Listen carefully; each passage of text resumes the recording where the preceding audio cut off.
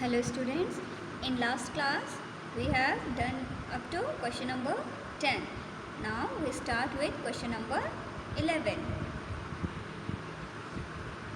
Question number 11a. Write all the prime numbers between 50 to 70. Prime numbers are those numbers जो कि किसी भी other number से divide नहीं हो सकता है except one and itself. Like 50 के बाद 51 is divisible, 52 is divisible by 2, 53, 54 is divisible. इस तरह से आप इसमें सर्च करते जाएंगे कि कौन सा नंबर है जो किसी भी दूसरे नंबर से डिवाइड नहीं होता है except one and the number itself. तो ये आप इस तरीके से चेक कर लेंगे. कैसे? देखिए 51 डिविजिबल है, 52 भी डिविजिबल है, ये भी डिविजिबल है, 2 से डिविजिबल है, ये भी 2 से डिविजिबल है, आपको सिर्फ 53 मिला है. ये आप इस तरीके से चेक करते चले जाएंगे और फाइंड करते जाएंगे. इसी तरह जो इसका बी पार्ट है, से which of the following numbers are prime and which are composite.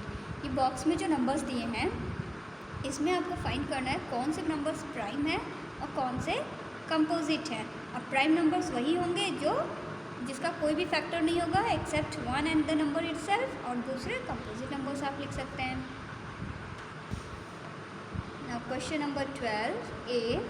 Find the HCF of 762 and 1270. सबसे पहले पता है छोटे नंबर से डिवाइड करते हैं और ये बोथ आर डिविजिबल बाय 2.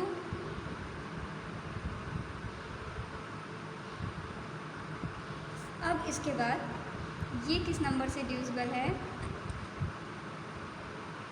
127 से, क्योंकि 3 से भी नहीं है, 4 से भी नहीं है, 5 से भी नहीं है, चेक किया हुआ है.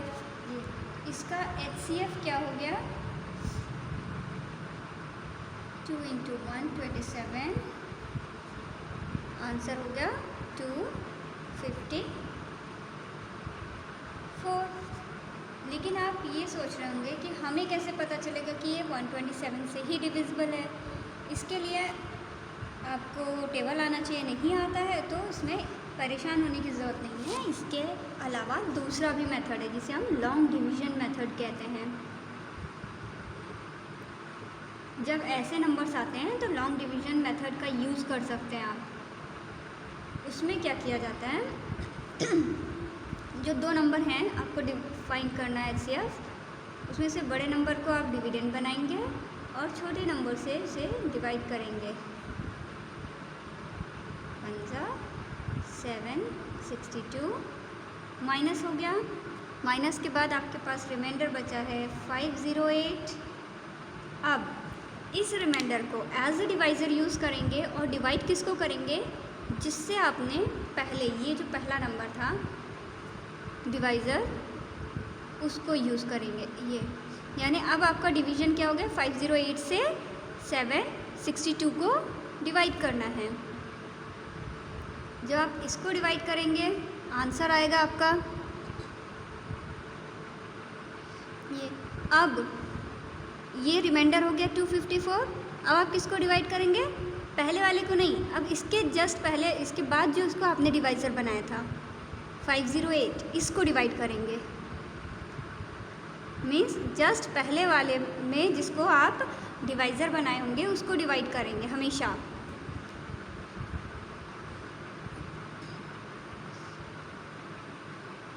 अब ये पूरा डिवाइड हो गया. ये तब तक डिवाइड करते रहेंगे जब तक कि हमारा नंबर पूरा डिवाइड नहीं हो जाता. जब ये डिवाइड हो गया तो हमारे पास अब क्या बचा है? 254. किससे डिवाइड हुआ था लास्ट में? 254 से. यानी HCF इज़ 254. ये हमारा HCF हो गया. देखिए दोनों का HCF सेम आया. यानी आप किसी भी मेथड से करें, आइदर फैक्टर मेथड और long division method, answer will be the same. Now next is find the LCM of 12 and 16. यहाँ पे LCM के लिए आपको तब तक डिवाइड करना रहता है जब तक कि पूरा का पूरा ये सॉल्व नहीं हो जाता है. 2 6 12, 2 8 16, 2 3 ज़ा 6, 2 4 ज़ा 8, 3 नहीं आता है 2 के टेबल में एज इट इज़, 2 2 ज़ा 4। पहले हम छोटे नंबर से सब सॉल्व कर लेते हैं, उसके बाद दूसरा नंबर लेते हैं। नाउ 3 1 1। जब तक हमें ये आंसर 1 और 1 नहीं मिल जाता तब तक इसे हम सॉल्व करते रहेंगे। और एलसीएम आ जाएगा आपका 2 इंटू 2 इंटू 2 इंटू 2 इंटू 3। 2 2 ज़ा 4, 2 ज़ा 8, 2 ज़ा 16 इंटू 3। 16 इंटू 3 इज़ 48, यानी एलसीएम इज़ 48।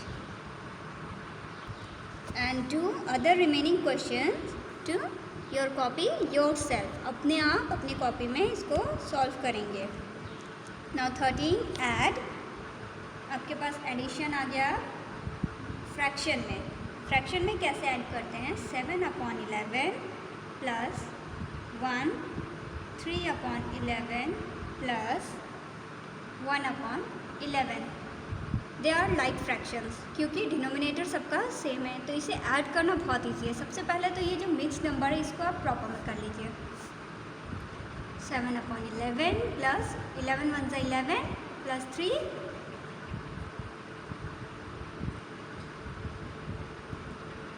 प्लस 1/11। अब आपके पास ये है नंबर, इसको सॉल्व करना है।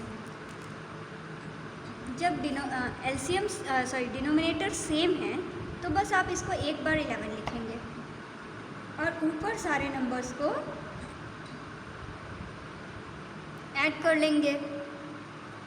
डिनोमिनेटर एक बार लिखा जाएगा, ये नहीं कि आप 11 + 11 + 11 लिखेंगे, सिर्फ एक बार लिखेंगे और ये नंबर ऊपर ऐड कर लेंगे। अब इनको ऐड करने पे आंसर आता है आपका 22/11। लेकिन ये अभी और सिंप्लीफाई हो सकता है अगर हम इसको बोथ न्यूमरेटर एंड डिनोमिनेटर को 11 से डिवाइड कर दें। 11 2 ज़ा 22, 11 1 ज़ा 11, यानी कि 2। ये हमारा आंसर आ गया। अगर डिनोमिनेटर डिफरेंट होगा तो हम एलसीएम लेके सॉल्व करेंगे, जो कि हम आपका सब्ट्रैक्ट में बता देंगे उस तरह का क्वेश्चन। और इसके बाकी 2 रिमेनिंग क्वेश्चंस आपको खुद ट्राई करना है। देखिए यहाँ पे आपका सब्ट्रैक्ट में मैं बी पार्ट कर रही हूँ, ए और सी आपको खुद करना है। 3 1/5 माइनस 2 1/8। सबसे पहले इसको प्रॉपर में 3 5 ज़ा 15 1 16/5 माइनस 8 2 ज़ा 16 1 17/8। अब देखिए यहाँ पे डिनोमिनेटर दोनों के डिफरेंट हैं, अनलाइक फ्रैक्शंस हैं। तो सबसे पहले आपका काम क्या है, 8 और 5 का एलसीएम लेना पड़ेगा। 8 और 5 का एलसीएम लिया तो प्रॉपर तरीके से करेंगे तो एक एक नंबर को आपको सॉल्व करना पड़ेगा। और मुझे पता है वैसे 40 आने वाला है। 2 2 ज़ा, देखिए 5 इंटू 2 इंटू 2 इंटू 2, 2 2 ज़ा 4, 2 ज़ा 8, 5 ज़ा 40। एलसीएम आपका 40 आ गया।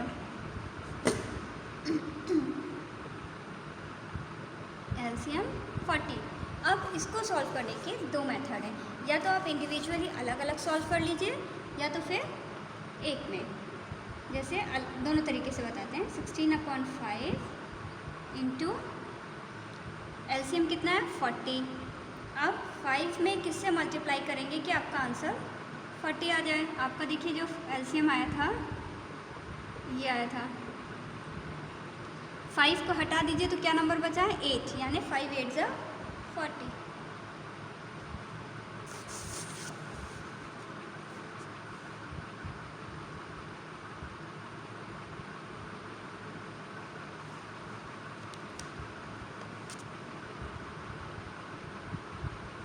और दूसरे को आप सॉल्व करेंगे ऐसे ही।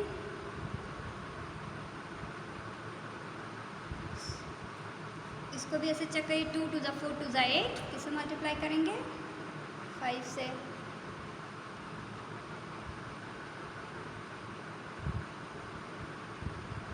अब देखिए यहाँ पे दोनों डिनोमिनेटर सेम हो गया। 16 वाला पहले है, 128 अपॉन 40 माइनस 85 अपॉन 40। अब आपको वही तरीका कि एक बार ही लिखना है 128 माइनस 85। अब आंसर कितना आ जाएगा 43 अपॉन 40। एक मेथड ये हो गया। दूसरा मेथड है आप इसको डायरेक्ट लिख लीजिए। जैसे एलसीएम पता है आपको 40 आना है। अब 16 यहाँ नीचे 5 था, 5 को किससे किया आपने 8 से, माइनस 17 इंटू 5 मीन्स इसके डिनोमिनेटर से इसको, इसके डिनोमिनेटर से इसको मल्टीप्लाई किया, सेम आ गया।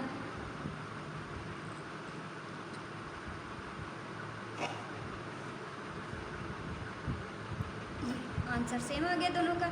या तो आप इस मेथड को यूज़ करिए या तो इस मेथड को, जो भी इजी लग रहा है आपको उससे आप सॉल्व कर सकते हो। Now next question simplify. Simplify में यहाँ देखिए डेसिमल नंबर्स हैं, तो आपको पहले ये पता होना चाहिए कि डेसिमल वाले नंबर्स में सॉल्व करने के लिए सब डेसिमल के नीचे ही डेसिमल लिखना होता है। अब सबसे पहले तो यहाँ अलग कर लीजिए कि किन के आगे आपके प्लस साइन लगे हैं, किसके आगे माइनस। तो बुक में देखिए 616.5 यानी 616.5 प्लस 61.65, ये दोनों प्लस हैं, माइनस 6.165 एंड माइनस 0.6165। आप इसको ज़ीरो भी मान सकते हैं आगे अगर प्रॉब्लम हो रही है डेसिमल में। अब देखिए ये वाले प्लस हैं, इनको एक साथ ऐड कर लीजिए और इनको एक साथ ऐड करके माइनस कर दिया जाएगा, क्योंकि ये पॉजिटिव साइन है, ये नेगेटिव वाले हैं। 616.5 देखिए 616.5 61.65, ये दोनों प्लस साइन है, इन दोनों को एक साथ ऐड कर लिया। ये दोनों माइनस साइन है, ये भी माइनस है और ये भी माइनस है, इन दोनों को एक साथ ऐड कर लिया, लेकिन ये माइनस साइन के साथ में ही रहता है। और इसको ये क्योंकि अब माइनस किया गया है तो देखिए यहाँ पे इसे माइनस कर दिया जाएगा। और आप अलग अलग भी कर सकते हैं, इसके साथ इसको ऐड कर लीजिए, फिर इसको माइनस करिए, जो आंसर आएगा उसमें इसको माइनस करिए, वो भी ठीक है। यहाँ पे हमने एक जैसे नंबर्स को एक साथ कर दिया है। जैसे आप अगर पैसे आपको मिल रहे हैं, ये भी मिला है, ये भी मिला, तो आप जोड़ देते हैं। आपने कुछ ख़रीदा 5 रुपये का, फिर कुछ ख़रीदा 5 रुपये का, तो ये दोनों आप मिला के 10 रुपये कर देते ना कि 10 रुपये खर्च हो गए। सेम उसी तरीके से ये दोनों ऐड कर लिए जाएंगे और बाद में उसको माइनस कर देंगे, तो हमारा आंसर ये आ जाएगा। बस ध्यान क्या रखना है आपको, डेसिमल के नीचे डेसिमल रखना है। जहाँ कोई नंबर नहीं है, आपको अगर दिक्कत है तो डेसिमल के बाद उतने डिजिट्स बना लीजिए, 0 0। यहाँ पे देखिए 2 है, यहाँ पे 4 है, तो यहाँ पे आप 2 0 बढ़ा सकते हैं, तो आपको इजी हो जाएगा कैलकुलेशन करने में। नाउ स्टोरी सम्स पे आ जाते हैं। Next page number 8, story sums. In a toy shop the cost of the following items were, कई सारे आइटम्स हैं जिनकी कॉस्ट दी हुई है। जैसे a Barbie doll 960 rupees, 3 tennis rackets 1500, 6 tennis ball 60 rupees, a huge teddy bear 850 rupees और a chess board 25 rupees का है। अब ये पूछ रहा है व्हाट इज़, अब इसी से रिलेटेड क्वेश्चंस हैं।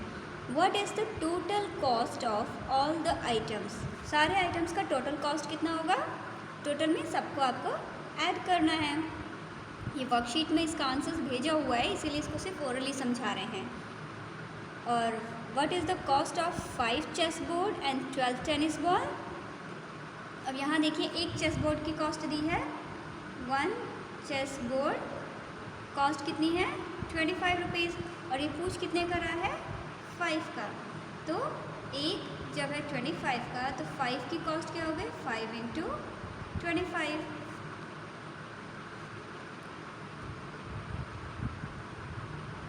125 रुपीज़। और टेनिस बॉल, यहाँ 12 टेनिस बॉल साथ में बोल रहा है, और दिया कितने का कॉस्ट है 6 टेनिस बॉल का। 6 टेनिस बॉल की कॉस्ट दी हुई है 60 रुपीज़। तो आप या तो 1 की निकाल लीजिए, उसके बाद 12 की निकालिए। 1 टेनिस बॉल की कॉस्ट कितनी हो जाएगी? 10। तो 12 टेनिस बॉल की कॉस्ट कितनी हो जाएगी? 10 इंटू 12 120। अब इसको ऐड करना होगा। What is the cost of 5 chess ball and 12 tennis ball? 12 tennis ball total cost is 145। इसी तरीके से आपका नेक्स्ट भी होगा। What is the cost of 8 Barbie? एक बारबी डॉल की कॉस्ट दिया है, 8 का निकालना है तो 8 से मल्टीप्लाई करेंगे। एंड 1 टेनिस रैकेट, और दिया कितने का है? 3 टेनिस रैकेट का। तो पहले आप एक टेनिस रैकेट की कॉस्ट निकाल लेंगे और 8 यानी 8 बारबी डॉल्स की कॉस्ट निकाल के ऐड कर देंगे। इसी तरह फोर्थ वाला भी है, 3 teddy bear and 5 Barbie dolls ना। और दूसरे वर्ड प्रॉब्लम समझा देते हैं, इसको खुद ट्राई करिएगा, पूरी वर्कशीट में दिया हुआ है इसके answers. A tanker of capacity 500 liters has 255.63 liters of oil. How much more oil can be put into the tanker?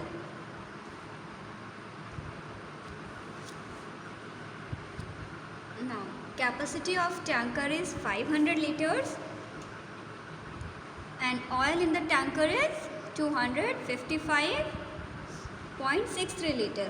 More oils can be put into the tank is equal to कितना? आप इसमें से इसको minus कर देंगे। आपको पता है कि वाटर टैंक जो है 500 का है, उसमें इतना फिल है, इतना ऑयल फिल है, तो इतना और कितना आप फिल कर सकते हो, माइनस कर दिया जाएगा इतना, तो ये आपको एम्प्टी स्पेस मिल जाएगा। माइनस करके ये आंसर आ गया। अब इसके साथ एक स्टेटमेंट आप ऐड करेंगे, 244.37 liters of oil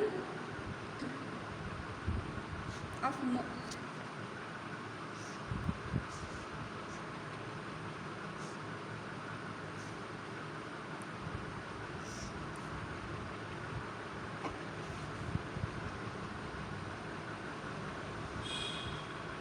244.37 litre of oil can also be put into the tanker. या फिर आप ऐसे भी लिख सकते हो कि 244.37 मोर oil can be put into the tank. इसको भी लिख सकते हैं, इतना मोर oil can be put into the,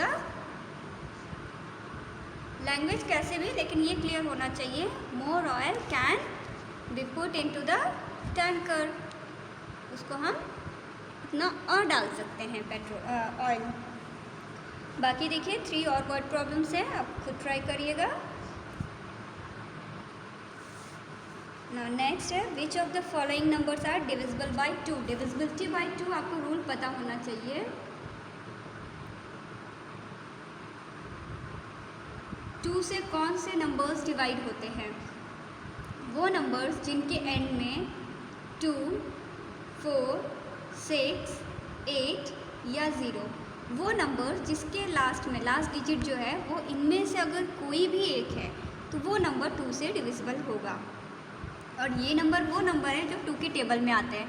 2 1 ज़ा 2, 2 2 ज़ा 4, 2 3 ज़ा 6, 2 4 ज़ा 8, 2 5 ज़ा 10, 2 6 ज़ा 12, 2 7 ज़ा 14, 2 8 ज़ा 16, 2 9 ज़ा 18, 2 10 ज़ा 20।